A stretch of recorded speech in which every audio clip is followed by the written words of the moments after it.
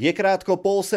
hodine a na čerpaciu stanicu v Handlovej prichádza autobus. Pumpa je zrazu plná ľudí. Zhruba tu bolo tých 30 ľudí, nastal tu taký väčší zmetok a nevedel som, kam sa mám skôr pozrieť. Niektorí to využili a rozhodli sa kradnúť. Takto napríklad nasnímala kamera, ako si muž dáva fľašu vína priamo do nohavíc. A ešte bolo vidno, že odchádzajú na vecko si dávať do gatí tie fľaše a ten alkohol, čo zobrali. Zlodejom sa podarilo z pumpy ukradnúť tvrdý alkohol, piva a takisto aj energetické nápoje. V tomto prípade zrejme kradli futbaloví fanúšikovia ako poďakovanie za tovar, tu totiž nechali takúto nálepku. Vedúci čerpacej stanice sa snažil s futbalovými fanúšikmi spojiť, no neúspešne. Rozhodol sa teda krádeže nahlásiť na políciu. Už v minulosti tu totiž zlodejov mali, načapal ich ale zamestnanec a takmer ho zbili. Je to dosť zložitá práca a za chvíľku človek, aby si sem vybavoval zbrojný pás, keďže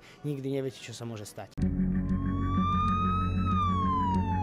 Pacient mal strelné poranenia v oblasti hrudníka, záchranári bojovali o jeho život takmer 2 hodiny, žiaľ neúspešne. Zamestnanci čerpacích staníc stále myslia na tragédiu vo Veľkej Lomnici. Chladnokrvne tam zatiaľ neznámy muž zastrelil mladého pumpára. Tento človek je psychopat, chladný, bez citu k okoliu. Práca s ľuďmi, najmä tam, kde sú peniaze, môže byť nebezpečná, a to hlavne po zotmení. V noci to zvykne bývať občas dosť náročné, hlavne keď nám sem príde partia opitých ľudí, tak zvykneme sa cítiť dosť nepríjemne. Z Handlovej Peter Ziman, televízia Markíza.